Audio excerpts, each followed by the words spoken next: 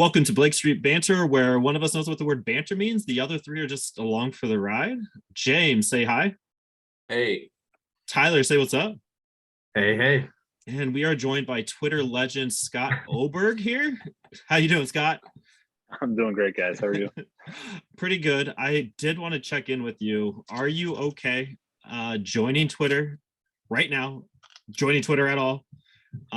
Just want to make sure you're just in a good spot, I guess, because that's a wild move, man. It is, and I'd had like a burner account on the background nice for a lot of years, and just kind of watching from afar, never contributing. And I was like, you know what? Maybe it's time. Yeah. Let's try it out. What I know it could get bad, but I'm not going to go down that road. I'm going to do my best not to make those mistakes. And let's see what happens. So yeah, new to Twitter within the last, I don't know, 72 hours, whatever it's been. Right. So is it everything you wanted it to be in this first 3 days? Yes and no.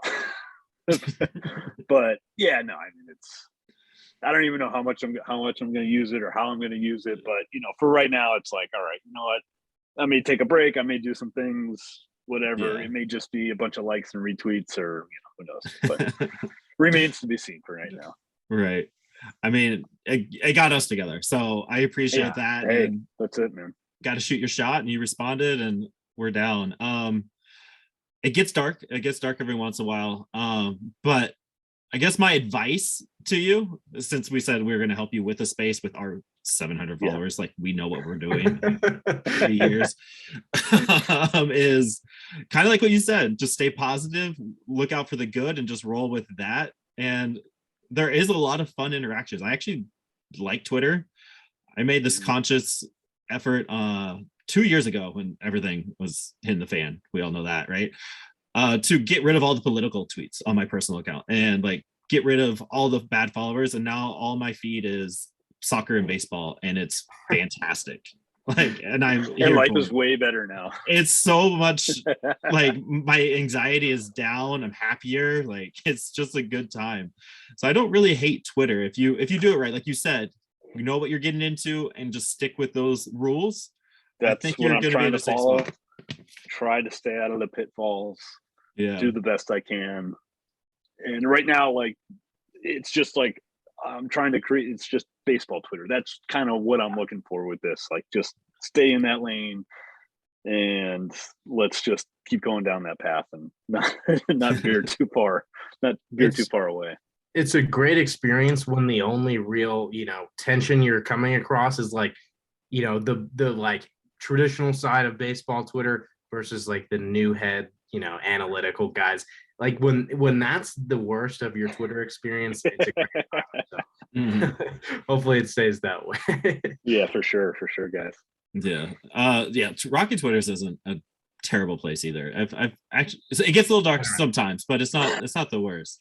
So real quick, like taking advantage of the opportunity, like that Twitter thread that you have, like I thought that was pretty cool. I appreciate that. Like you're spending your time here now. And I think this is kind of, I don't know, it feels like you're kind of leaning into this role that you're kind of going into, this new, and we'll get into it a little bit later. I'll probably let you speak instead of me speaking for you.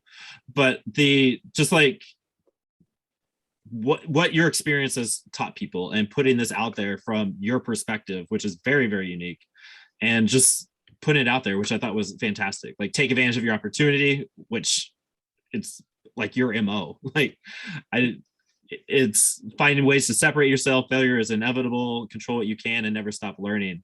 Like I'm just gonna take that to me. That was life. just like, and to me that just felt like very 30,000 foot view. I was like, hey, like, what are like the very broad principles that I feel like I've learned that could certainly be applied to baseball, but could certainly be applied everywhere else too. And I just kind of felt like, hey, this is maybe an opportunity to use this type of platform to share those experiences that I've had. And every guy has their own path and their own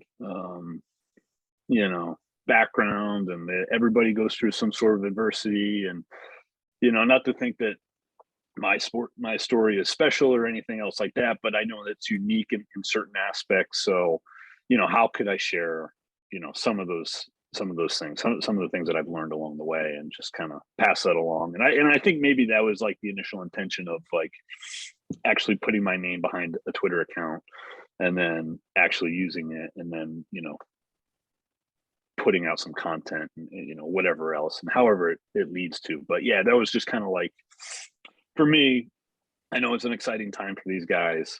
They all just got drafted, and it's like kind of unique. And I was like wrestling around with talking about, like, you know, the idea of only a 20-round draft now versus when I was drafted and it was 40 rounds. And even in that year, they had cut it down from 50 the year prior. So in 2011, it was 50, and it had been 50 for a long time. I think it is even at 60 at one point. And then when I got drafted, it was at 40 rounds. And now, you know, we're in a world moving forward where they're just going to be drafting 20 guys every year. So it's, you know, it's certainly different, you know, than when I was getting drafted. But yeah, you know, I just felt like that was kind of a cool opportunity to just like, hey, you know, got new guys coming in. Maybe they'll come across it, maybe not. But if they do, great. And, you know, here are some of the broader ideas of, you know, what I've learned going through the last 10 years of, you know, being a professional baseball player. Mm-hmm. Yeah. And it's, even for us non-athletes, like, that's good stuff. It keeps everything in perspective. I think perspective is super important with whatever we're doing. Like fatherhood, like, I think we have kids that are pretty much near the same age. We're going to talk about that later. But like, it's all this perspective and just taking advantage of what the spot is. And then when adversity hits, how you handling it, what are you doing with it, and how you're rolling with the punches. So let's get into that very first part. So we're just going to talk your career, kind of go through it here. I was listening to the podcast with the author guy, who's very important to you. What was his name? Ryan Holiday. Ryan Holiday. And it was very, very good listen. And you can go find that on Oberg's link tree there. I thought it was really cool, that insight that you guys had going through it. But I learned a lot about you in that. And is it true that you didn't make varsity until your junior year of high school? Yeah, from like the very onset of the season. Yeah. So when I was a sophomore, I started on the JV team. That's like, it's just crazy. Yeah, there was like, that, you know? Yeah, there was like, you know, it just kind of happened to be that particular year at my high school, there was a ton of seniors. And then there was actually a freshman behind me that made the varsity team. And I started and spent 75% of the year on the JV team as a sophomore, and then kind of, you know, got called up, so to speak, and, you know, played varsity for a couple. I think I might have had like two or three starts my sophomore year, which today, like, you know, we have guys that are verbally committing after their sophomore year. So like, you know, who the hell knows where I would have ended up. You know, I would have, you know, there's like a good decent chance that I would have had to not ended up at a school like UConn. Might have been at you know, like a local D2 school or something like that in Massachusetts. Mm-hmm. And that's the crazy thing, like you mentioned, like where it would have been now. Do you remember that kid's name, that freshman's name? Yeah, Ronnie Wallace. Ryan Wallace. Okay. Ronnie Wallace. Ronnie Wallace. You mad at him still? No. I mean, he was a good dude, and it was like cool because there was only so few of us that actually got to play college baseball for my high school team, and he was one of them. And he played at UMass Amherst, so I got to see him and play against him. So it was, you know, it was actually kind of fun to, you know. And he'd always been a better player than I was, even at that age. So it was, you know, I wasn't really too upset.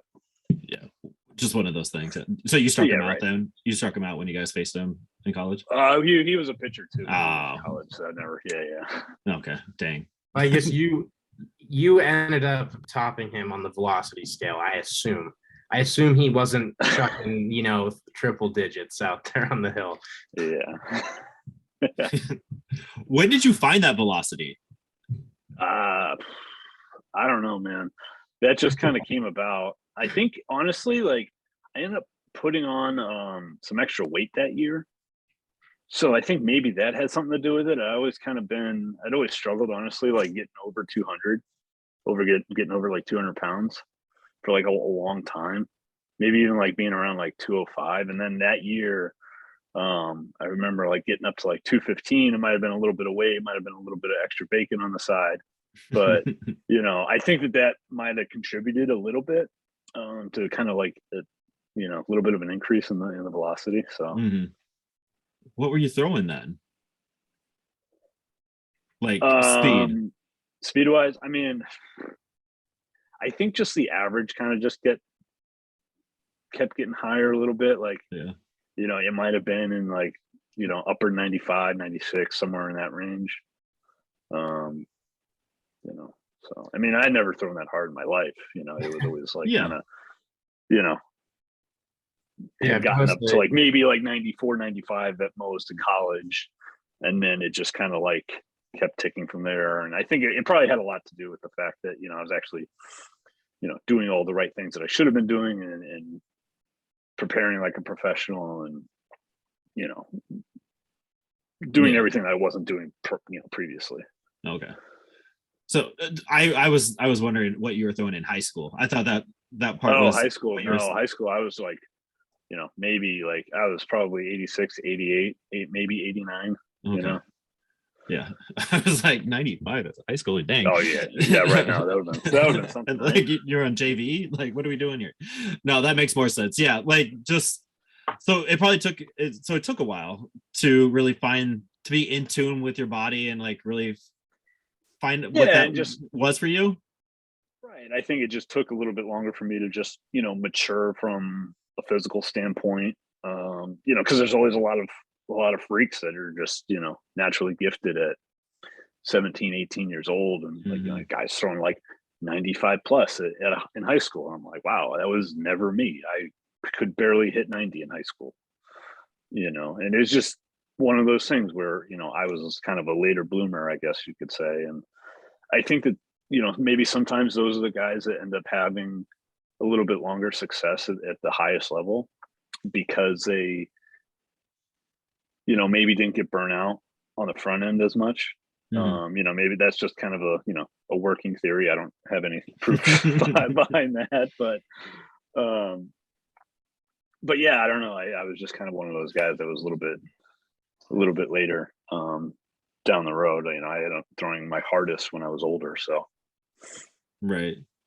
And I've got to say, those mid 2010s years, one of my favorite parts of every year was seeing you go from, starting the year 92, 93, 94, and then midsummer, you're sitting upper 90s, like, and that was one of my favorite parts, 2017, 2018, just to see that unfold.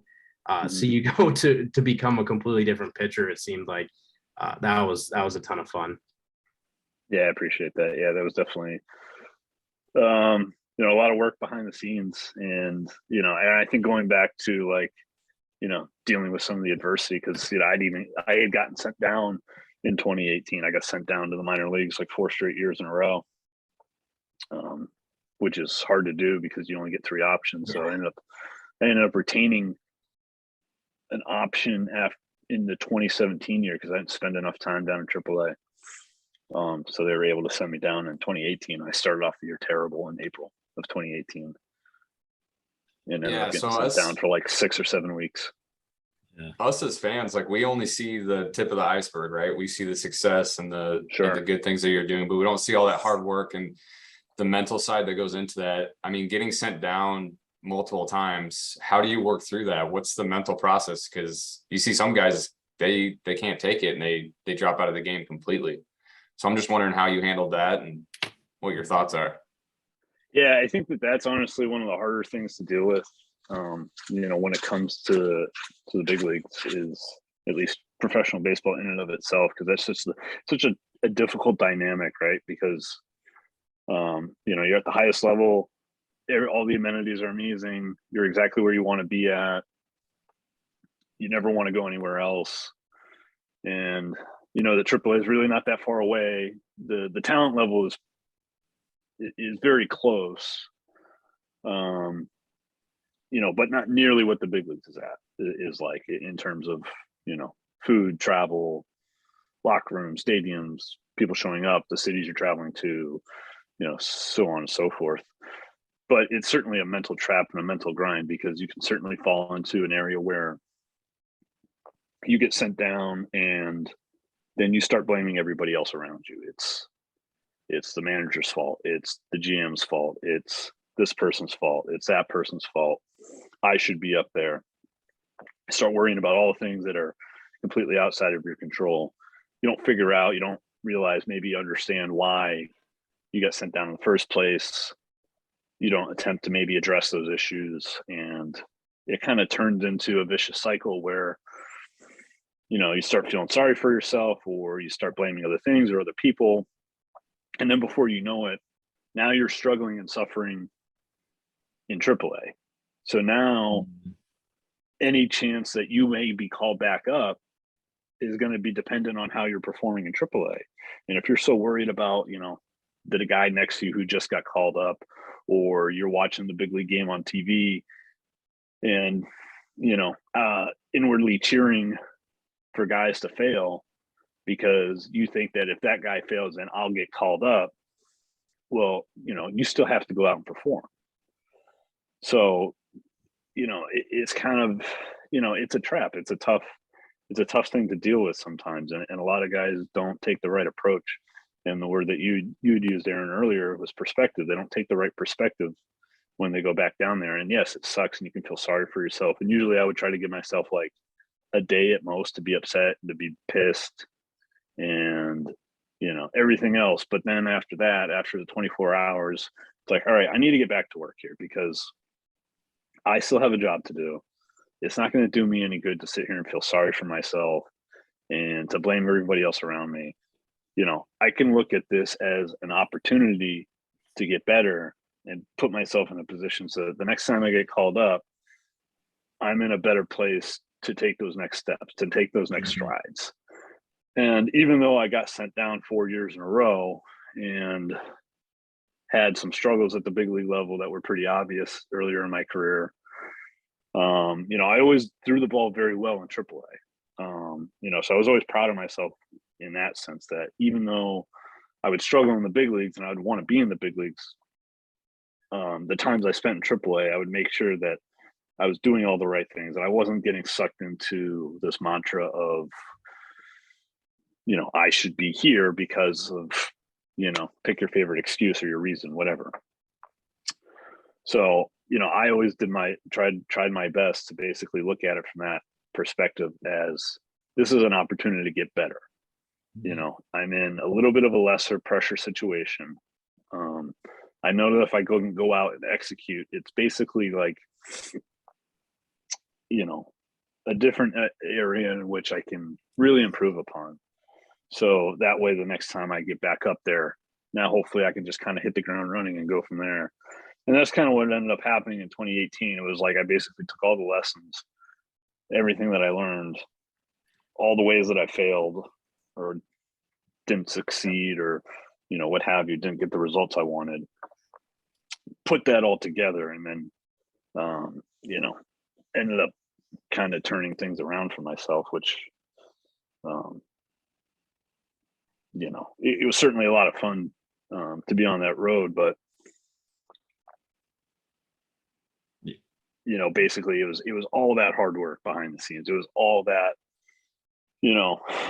trying to stay as positive as possible, regardless of whether I'm in some terrible clubhouse in Reno, Nevada, or whatever.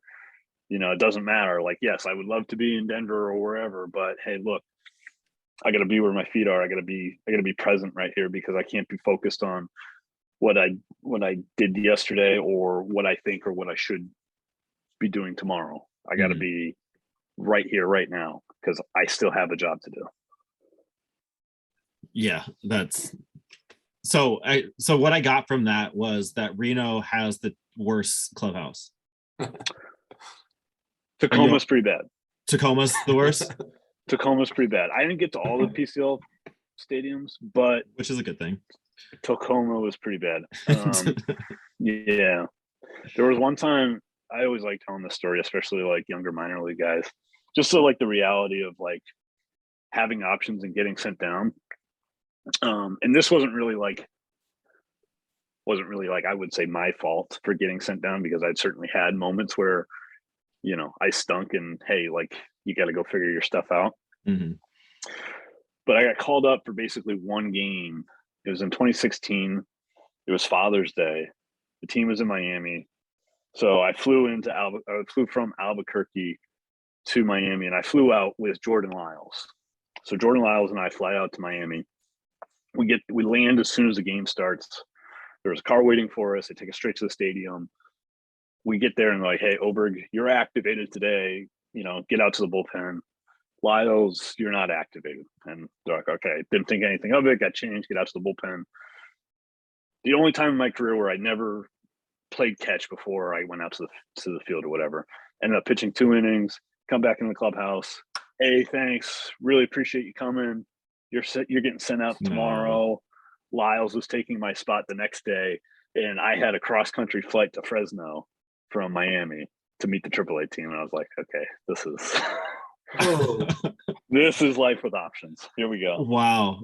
I mean, I think that sums up what you were saying earlier, to go back to that, not to discount with that. But like that perspective and those trials and tribulations, and like you just did 2 innings and you got that taste and you did good. Right. Yeah, exactly. You know, I threw up 2 zeros. We lost the game and they're like, hey, we needed a guy for one day.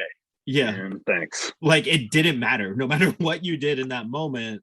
And like, oh man, how did you, like, I have to imagine that took a mental toll. Like that's taking a mental toll on me right now. How'd you get through that? You know, you almost have to like, I almost had to laugh about it more than anything else. Like it sucked, and I was just like more annoyed than anything else. And you know, I remember Walt being in the office when they called me in after, you know, I threw the ball well. I got my 6 outs, and you know, it's just like, hey, look, man, it is what it is. We needed one guy for one day, and you were the guy. So like, it is what it is. Wow, it's brutal, beyond brutal. Yeah. So yeah, that's beyond. So Twitter friend Justin Lawrence, who needs some followers, so go follow him on the Twitter. Have you talked to him about that kind of stuff? I know that might be a little bit personal. Share what you want if you have it all, but like he's going through that right now. Yeah, right. And it sucks. It's just, you know, we've had a few conversations here and there. But yeah, it's just kind of one of those things where it's just, you know, sometimes it's a performance situation. Other times it's just a numbers game. And, you know, every situation's a little bit different, you know, and you guys I think have probably watched enough Rockies games at this point to realize that, you know, we play games in Coors Field, and half the time it doesn't really look like baseball. And, you know, I always think back to I'm sure maybe you guys remember the series that we had against the Padres a couple years ago, where we combined for like 98 runs or something like that. Some crazy 4-game series where, you know, like we went into extras like 3 games in a row, and it was just like a marathon of offense, you know. And it's just kind of like one of those things where it's like you never know what's going to happen. Guys can get chased in the first, and then you're just kind of, you know, you end up you're screwed for like a couple of days. So somebody's going to get screwed. And, you know, usually it's the young guy with options out in the bullpen, and that's just kind of the way it is. Yeah, but at the end of the day, you got to feel pretty good. You know, you controlled what you did, and it's like you said, you just got to laugh about it, because I mean, you know, it wasn't what you did. You did what you were supposed to. Right. Yeah. Exactly. And I think that's the trick, right? Like it's realizing that, like, hey, I did everything I could today, and I still left a good impression because I went out, I got 6 outs, and I did my job, and I didn't give up any runs. And, you know, for that particular moment in time, I did exactly what the team needed me to do. And hey, it sucks. I got to go back to AAA, but you know what? Like, if this is the road I have to go down, then so be it. And, you know, let's just keep working and try to keep getting better. And, you know, as hard as it can be sometimes, like, let's just keep up with the positive attitude. You know, I think the hard part in the past was, especially like before they restructured the way that AAA and the minor leagues do their scheduling. So now, you know, they play 6-game series. They're off on Mondays, so Monday is now travel day. So they everywhere they go, Monday's travel day, which is way easier than waking up at like 4 a.m. to catch a flight, to catch a connector, to get into, you know, wherever it is that we were playing that day at like 1 o'clock or noon or whatever. Sometimes we're before we get into the hotel before the rooms are ready, and you just kind of got to hang out in the hotel before the rooms are ready, and then you got to try to play a game that night, and you know that kind of gets a little tiring, and that's kind of where the grind comes in, at least like in that PCO where there's just a lot of travel and a lot of flights, and you know, those flights are expensive for, you know, 30 plus people, so they're going to catch the Southwest flight first one in the morning, so those are usually the cheapest. Yeah, it's the flights that allow you to use the companion pass and the points that right. are just terrible hours. Been through that, but yeah, it's the paying your dues type mentality that always gets brought up and stuff, which thankfully it's gotten better. Like the 6 days, I think the minor leaguers like it. Like the few that we've talked to, like they like the 6 days. I know my days off. I have a routine. I don't have to worry about this travel. And like some of these guys aren't going through it like they used to. Like we talked to Nate Harris, who was on buses, and then he got to experience the new schedule a little bit last year, and he was like, it was just so much better. Like we can, oh yeah, I'm sure, just have a little bit of a life, a little bit more consistency with it. Right. It's just crazy that all those bus rides. Did you ever make it from Grand Junction all the way up to like Boise, or that doesn't make any sense? But yeah, well, yeah, my first year was in Junction, so we would go up to like we would have to go up to Missoula. Montana a couple times, like Missoula and Great Falls and Billings and whatever. Even when I was in AA in the Texas League, like, you know, it'd still be like a 12-hour bus ride out to from Tulsa out to Midland, like out in the middle of nowhere out in Texas, or like you know, down to Corpus Christi. It'd be like, you know, 12-14-hour bus ride. It's like this isn't that fun. No, you know, especially in rookie ball when there's only one bus for the entire team, so it makes it tough because they're not spending any money on that. And at least at AA, you get 2 buses, so you can stretch out a little bit, but barely. Did you have a go-to bus buddy? Not really. No. You know, and at that time I didn't have an iPhone, so I was reading a lot, which was like kind of weird to think about. Like I didn't get an iPhone until like 2014, I think. You're just always late to technology. Yeah, I was just like way behind the curve. So it's like nowadays when there's like tweets that go viral where it's like a guy just sitting on a plane. Someone takes a picture of him and they're like, this psychopath just didn't look at his phone the entire time. And like, you know, 10 years ago, that's what everybody was having to do. Yeah, no, right? It's like I can't imagine, you know, a 10-hour bus ride though without a phone or just reading. Oh my goodness, that's nuts. No, I'm like thinking back on it now. I'm like, geez, like, God, what the hell was I doing? You should have got a Game Boy at least. Get on the Pokemon craze or something. Man, that would have been good. Especially because like we were driving through the mountains anyways. It's not like anybody had any service. Right. Like what are you doing on your phone anyway? Yeah, right. That's crazy. Yeah, a lot of books in that place. So speaking of books, your undergrad, UConn. So you end up at UConn after kind of a crazy recruitment. I think it was one of 3 schools you had narrowed down, right? You ended up at UConn. Yep.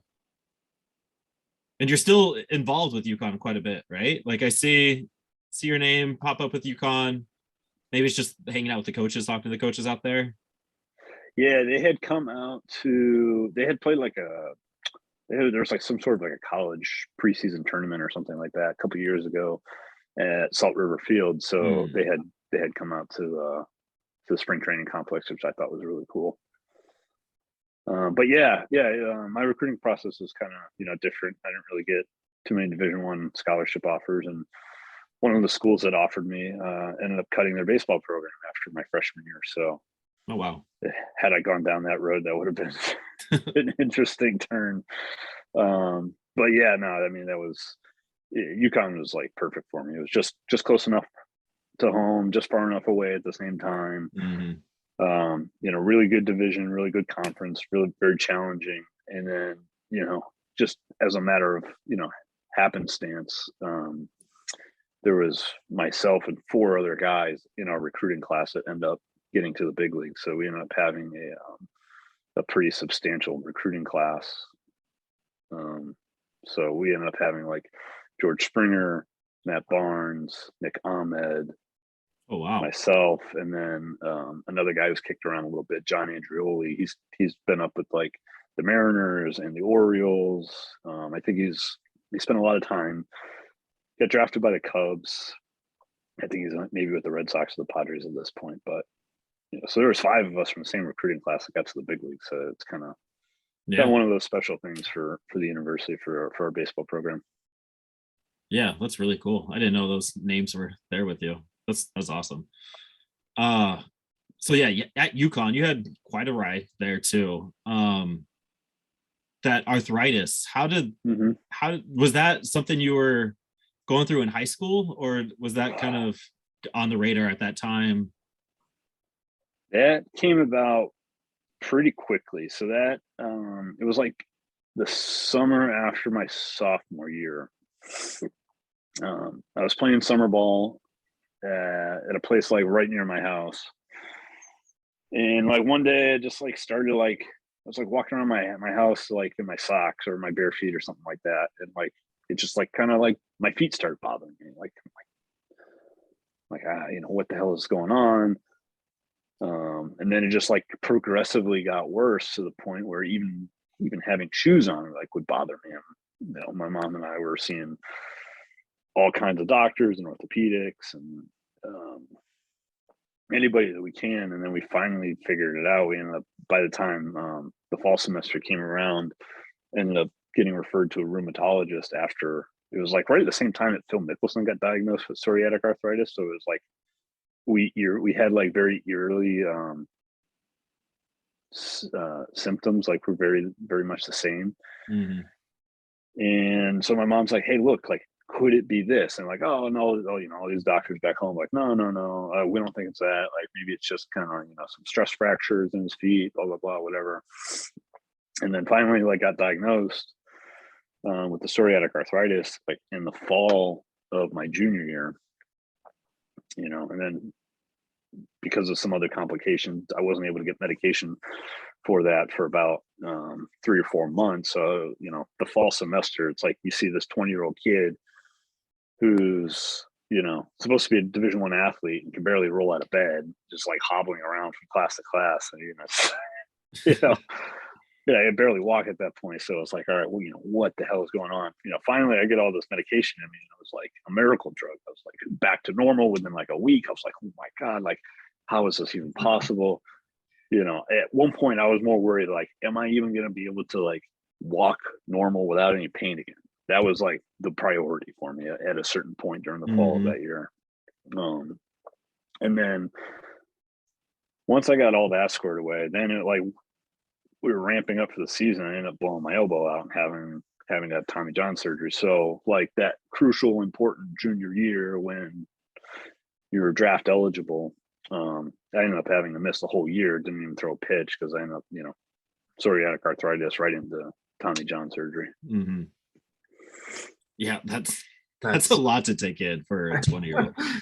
Yeah, it was, and I think that kind of, I think set the bar for like getting over adversity and learning a lot about myself at like a fairly young age. Especially being in college, like you're by yourself for the most part. Like basically like the baseball coach is like your pseudo dad at that point in time, and all the guys are around you, but they're also 20-year-old college idiots. So how much are they going to be able to really help? Nobody really knows what the hell to do when like you see this guy and he can't walk. You're like, what the hell's wrong with this guy? Right, like 20-year-old George Springer's not dropping any life nuggets there. Yeah, well, yeah. I mean, and I felt bad because he felt bad. He's just like, hey man, like whatever we got to do. Like I feel bad. He's like, I wish I could help you, but He's like, I don't know what to do. He's like, Yeah. I'm like, I don't know what to do either, man. Like, it's hard. It just sucks. Like, we would have to, I'm like, you're going to have to hang with me here. Like, we're going to have to get to campus, like, 45 minutes before classes start, just so I can go from the parking lot to get to class on time. Yeah. And I'm sure maneuvering around in the UConn snow was another chore too. Yeah, right. Exactly. You got through it. I coach soccer, middle school soccer, and I had a player that has arthritis, and he told me about it. I was like, really? It's like, you just don't associate with young people, right? And sure. He's like, I just can't go, coach. It just hurts. I can't move. And like, he's able to manage it, but like, there's just some days it just flares up on was him. Worse. Yeah. It was. Yeah, that sucks. Yeah. I just felt for him. Like, you could see, like, when it was in pain, like, you could see it. And I just felt for him. So yeah, right. Imagine what you were going through back then. It's a lot. Yeah, 100%. 100%. Yeah. And I think the tough part was that, like, I didn't really have anybody to relate to. I couldn't talk to anybody about it. Yeah. There was nobody on my team. I didn't know anybody. You kind of feel like you're the only one at that point in time. And it's actually kind of been, I don't know if funny is the right word, but I've actually come across a couple other people that I've talked to that have gone through similar situations in college, like going through psoriatic arthritis while they're like, 20, 21 years old. And I'm just like, okay, yeah. And I've connected with these people, and I think, maybe for them, it's good to be able to talk to somebody that's gone through it to make them feel that, like, hey, I'm not alone here. Well, so at that time, how did you manage to keep the ship going straight with the arthritis, with the Tommy John surgery? Yeah. As a kid still, how did you, navigate through that and then come out and pitch really well as a senior, get the closer job? How do you go from basically the rock bottom of your, athletic career at that time to like the peak? Yeah, I don't know, to be honest with you. I think maybe, you're almost at that age, you're almost too ignorant because you don't know anything. I think the way I looked at the Tommy John thing was like almost like a no big deal. I knew there's a lot of success stories, and I knew there was a bunch of guys on my team that had gone through it. So, I just felt like, going through a rehab process, I knew I was going to do all the steps. So I felt like that was just going to take care of itself. The hard part actually with my rehab was that for a majority of my throwing program, and I don't advise this, but I essentially did the throwing program by myself into a net with a bucket of balls. So that was the hard part. I didn't really have, like, we had a trainer that was on campus, but, they couldn't really just like come out and supervise whenever it was that I was throwing. So like mostly it was just like, okay, here's your program and go do it. Wow. Commandoed through the UCL rehab. Pretty much, Did you ever like question if you were doing it right, or were there days like, all right, this feels really good, or I got super lucky. I didn't have any setbacks throughout the whole process. So I just figured that that's what was supposed to happen. And it felt good. And, I got back on the mound. I was in a game in 11 months. And I think it was almost kind of like one of those, like, maybe not realizing it, but just, hey, I don't care what it takes. I'm just going to put my head down and, we're going to go through this and we're going to come back. And, if they say 12 months, I'm going to come back in 11 type of thing. And then ended up throwing the ball well, because it was kind of like one of those, all right, this is, your last chance to, I knew I had an extra year of eligibility, but nobody's drafting a 23-year-old senior, Yeah, so, it takes a lot. Yeah. Right. And you balled out. You came out hot. I just want to say your stats because they're fun for me to say. 0.99 ERA that year, 36 strikeouts and 36 in the third, and only allowed 19 hits. Like, that's nuts. That's so cool. Yeah. And like, that's really being your first full season of D1 ball too. Yeah, I mean, I had pitched my freshman and sophomore year. Yeah. That's true. But yeah, like coming after Tommy John, and Yeah, I threw the ball well that year, so it was good. I was, kind of man on a mission type of mentality, I think. And it was certainly, it would have been nice the year before because a lot of guys had gotten drafted off the team the year before because everybody was coming out to see George and coming out to see Matt. So, there was always a lot of scouts at our games and everything. So Yeah. So when Mr. Garlotti was out there, like, was he sticking out like a sore thumb and you just kind of knew he was the scout? no, I didn't. You kind of knew there were some scouts there, but I wasn't really paying attention to that at that point in time. I just kind of was, hey, whatever happens, and we'll go from there. Right. Yeah, that's pretty cool. Do you remember when you were drafted, when you got that call? What was that moment like? Yeah, I mean, it was like at that point I'd only gotten calls from two teams during the draft.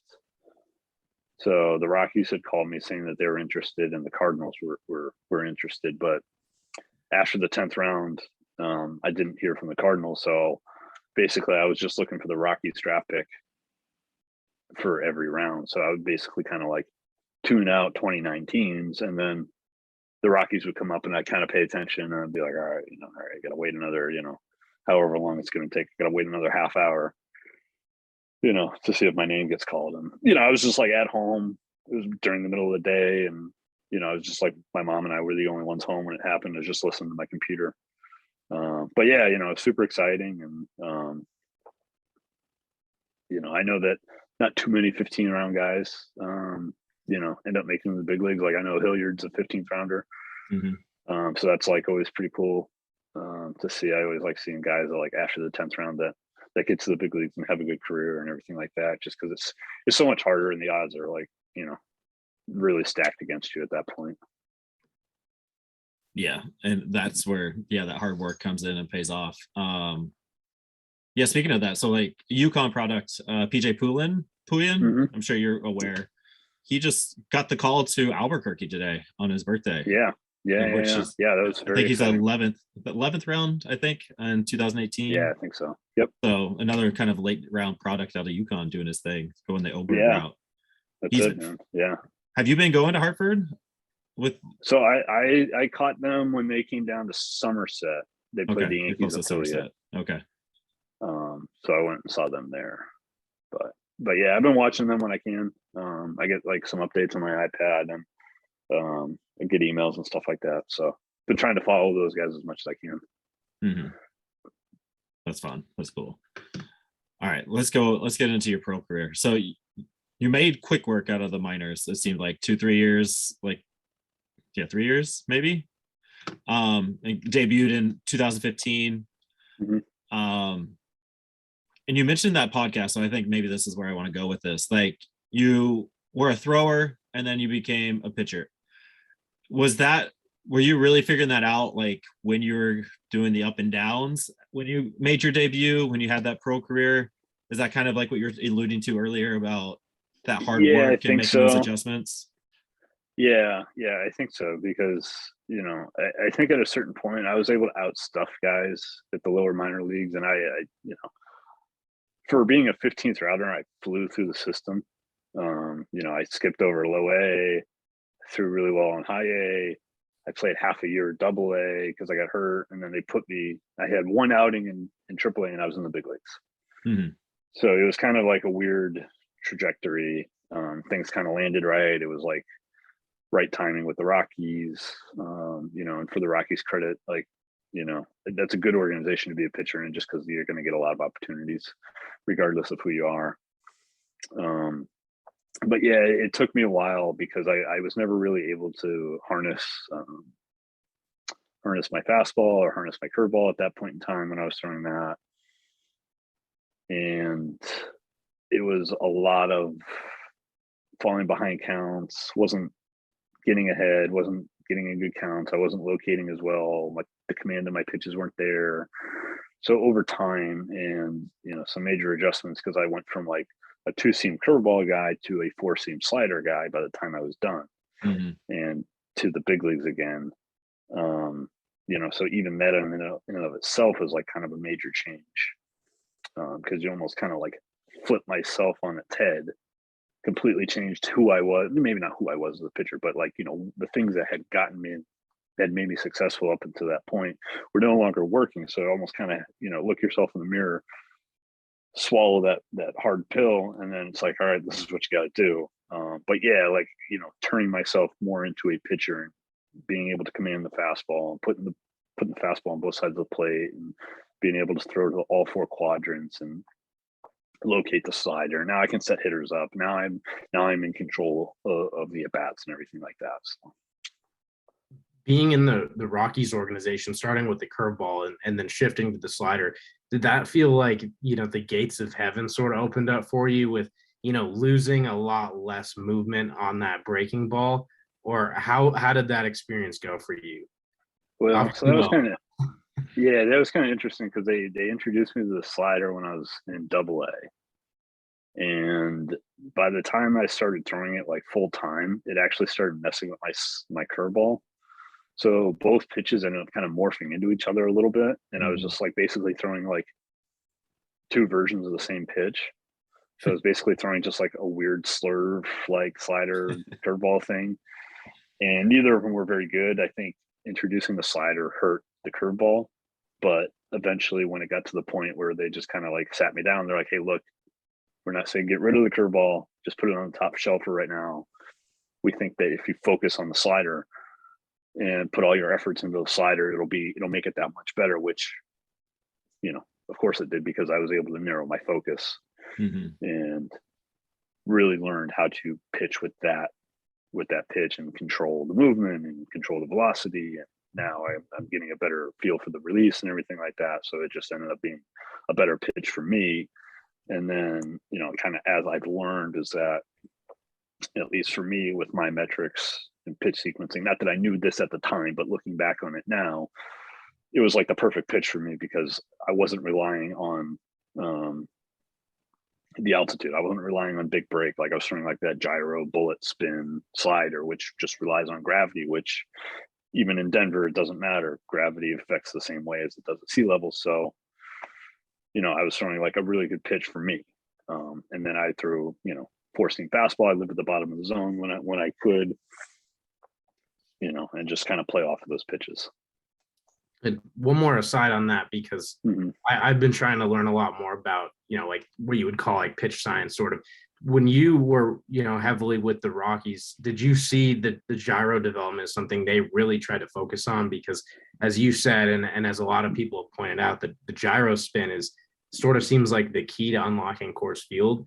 Is that something that they're trying to emphasize with most of their guys, or was that something that, you know, individual guys were kind of picking up on?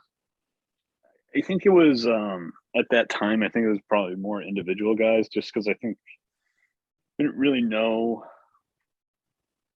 you know, we weren't really diving too deep into the metrics at that point in time, at least like, you know, 2014, 2015, 2016. I think now they have a much better understanding of that and how the altitude affects certain pitches. You know, but at the end of the day, I think it was just kind of like, hey, this pitch works for me. I'm able to control it better and put it for the most part where I want to. So that's going to be a pitch I'm just going to rely upon because, you know, I threw this big breaking curveball and I didn't really have great command for it. You know, Ottavino did very well with his sweepy slider in Denver. So that's not to say that big breaking pitches can't work in Denver. It's just a matter of, you know, can you put the ball where you want to? Yeah, we see that with Gomber a little bit right now. He's that big 12-6, like probably the biggest curveball I think I've ever seen in Coors. It's insane. And he throws it and it works really well for him. You know, when he gets that thing going, he can get a lot of swing and misses on that pitch. So yeah, it's just finding whatever works for you and going that route. It's interesting, like your evolution as a pitcher. Even you worked all the way through the minors, and then you get to the majors, and you have to still change it and be a top athlete and know who you are and how you work through that.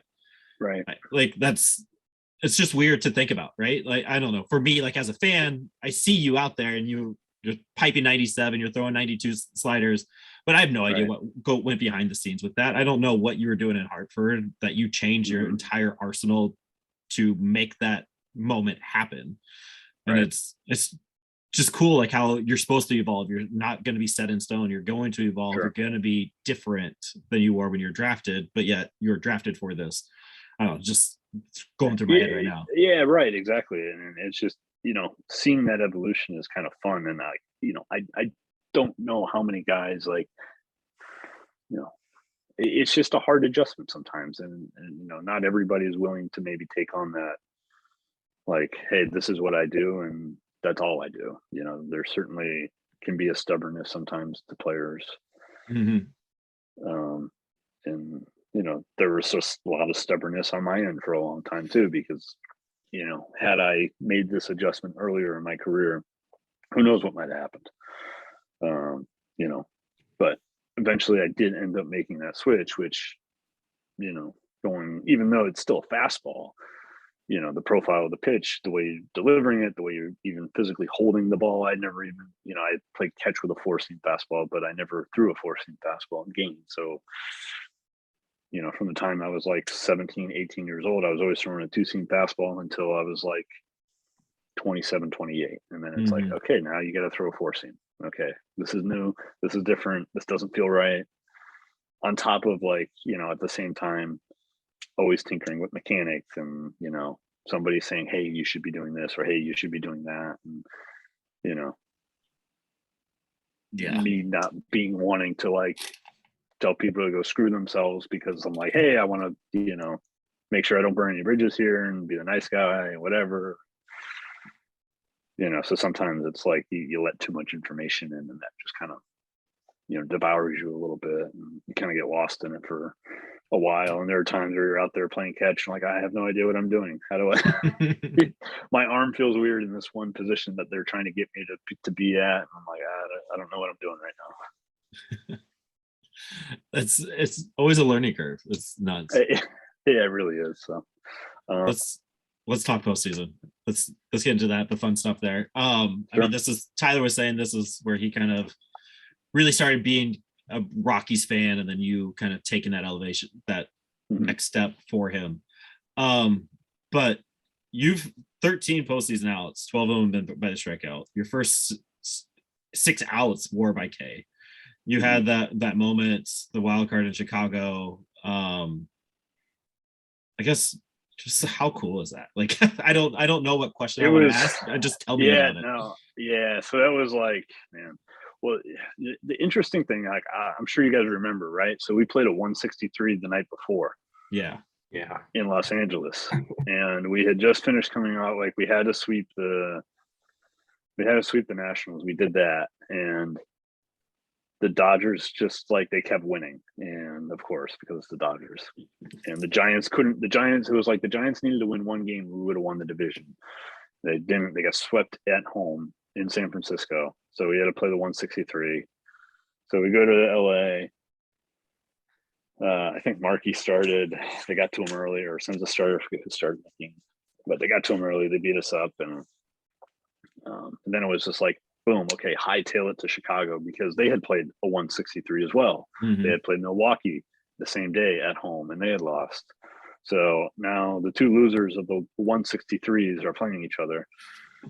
And yeah, it was just like, I think that might be the only time that had ever happened too, where there was 2 163s, and now they don't even do that anymore. So that was definitely the last time that'll ever happen. Probably for good reason. It sounds so silly as you retell the story now. I know. Like it literally, like the division comes down to one game. Like, come on, really? So we get out there, and yeah, it's just like, we played the wild card game the year before in Arizona, so that was like, you kind of had a good feel for like what the atmosphere is going to be like and everything. But this is Wrigley, this is the Cubs. Arizona was cool, the place was loud, but there was just like something different being at Wrigley. So the game's going, like we come out early, like Chuck gets on, DJ hits a double, we score. Nolan hits a sac fly, and it's 1-0 in the first against Leicester, and we're like, hey, we might kill these guys, because it's like, whoa, the first 3 guys were up 1-0, and then we don't score the rest of the game until like the 13th. Both guys settled in. Both guys pitched unbelievably. they end up scratching a run across, I think in like the 8th or something like that. But, I'm down in the bullpen, like the whole game, just being like a nervous wreck. Like, I think at one point, like I started stretching in like the 5th or 6th. And the year before I had pitched in the 2nd inning in the wild card game against the Arizona. And I remember I was physically warming up in the bullpen in the 1st after like Goldschmidt had hit like a 3-run homer. So I was like mentally prepared to pitch literally as soon as the game started, because you had no clue what was going to happen in that game. But I think from like the time the 6th or 7th inning, probably like the 5th or 6th, like I just couldn't sit down. I was just like pacing out in the bullpen, and we're on that bullpen out underneath the bleachers out there. And every time the phone rings, your heart stops. You're like, is it going to be me? Like, do I want to pitch? I don't know. Like, so finally it like got to the point where like, they had sent everybody else out. Ottavino had pitched, Davis had pitched, Senwan-O had pitched, Nishek, I think, had pitched. And then in the 12th, there was like a couple of lefties. So Russin went in, he started the inning, got the 2 lefties out, and then I came in to face Bryant, got him out. And now I'm sitting on the bench. And the hardest part for me during that whole time was, Story gets on, Parra gets on, Tony slaps one up the middle to take the lead. And the benches there are like teeny tiny because it's a 100-year-old stadium. And it's not meant for like, 6'5", huge professional athletes. And there's like 50 people it felt like in the dugout, and everybody's going crazy in the dugout. And I'm sitting there, I'm like, you still have a job to do. Don't get caught up in this. Like, now you have to go get the 3 most important outs of your life. Like, now you're the only one that needs to be locked in right now. And I just remember telling myself that. I'm like, we have to stay focused. It doesn't matter. You still have a job to do. Like, that was the hardest part for me. It was not getting sucked into the moment of like, oh my God, we scored. Oh my God, we took the lead. Here we go. We're about to win. It's like, no, you still have to go out and do your job. But I'll tell you, every time I lifted my leg, my back knee was shaking. But as the inning progressed, like I got better, and like I don't know if you guys remember, but I had a scare with Terrence Gore. A fastball got away from me. It drilled the umpire in like the chest, and for like a brief moment, like Joe Madden basically told Terrence Gore to pretend like he got hit and go to first base. Yeah. I think because at that point, Terrence Gore had pinch run for Anthony Rizzo in like the 8th, and that's how they ended up tying the game. So then this guy comes back around to hit. I almost hit the guy, which would have been a disaster, and we definitely would have lost. had that guy got on first base with nobody out, because he would have been on third base with 2 pitches. Yeah, he's carouseling around. Yeah, and then I would have had to punch everybody out with a guy on third base. But yeah, it was just kind of, it just kind of all came together. And I think that was just like a very interesting year for me, from my perspective, because, I get sent down for the 4th time, 4 years in a row. I spent like 6 or 7 weeks in AAA during that season. I completely changed who I was as a pitcher, from going from a 2 seam to a 4 seam. Locking in my slider, finally starting to like have regular sustained success from month to month, rather than just like run into a good week here, then the next week I have a bad one, and you do that back and forth. But I finally was like, now I'm having a lot of success. I'm pitching in bigger moments. I feel like I'm contributing a lot more, especially like, coming down the stretch. We had a bunch of guys that were throwing the ball really well. It was definitely the best Rockies team that I had ever played on. And, at least from a pitching standpoint, probably better than some of the other teams that they sent to the playoffs. So, and then it just like, and then everything just kind of like came together in that moment to me. So that was just kind of like, kind of one of those, special cherry on the top things. And, I think from an outsider perspective, you see, it's like, oh, wow, like I've never heard this guy. This guy's awesome. This guy's like, he struck everybody out. This is great. And then not understanding, it's like, okay, there was a really long road to get there, before that moment could even, before I could even think about that moment even happening, I had to go through all this other crap, you know? So it was like, all right, you know what, that was kind of the cherry on top. Yeah.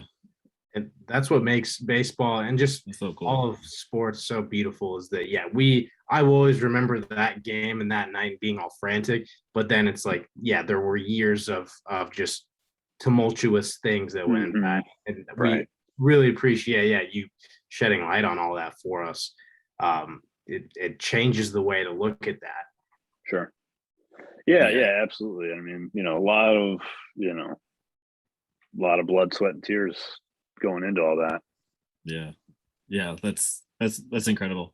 And being able, and then embracing and having the team all there, like just going through all that, and probably felt like for you that whole season kind of came out of that moment. Not just that game. Exactly. And then, you know, the funny part is, like, you know, we get the last out, and then it's like, we never been there before, so like, what the hell do we do? Like, do we celebrate? Do we go crazy? Like, I don't know what to do now. I didn't anticipate this per se. So it's like, you know, what do we do at this point? Yeah, that's awesome. Yeah, definitely appreciate you sharing that. You said you had to go. We'll let you go. I feel like we could talk for a few more hours, so many more questions. Sure, but maybe another time. We'll see. But Scott, I appreciate you hollering back and being able to hang out with us for this hour. This was fun. This was really cool for us. I know I was geeked out the entire time, and this was sweet, man. I appreciate you. Thanks, man. Yeah, thanks for having me on. I'm glad we did this. This was a lot of fun. You guys are super easy to talk to, so it's, you know, makes it easy to have a conversation. So appreciate it. Aaron, thanks, Scott. Man. Thank you very much. This was awesome. All right. Enjoy your night, man. All right. Thank you for watching and listening. Please check out our link tree for more content.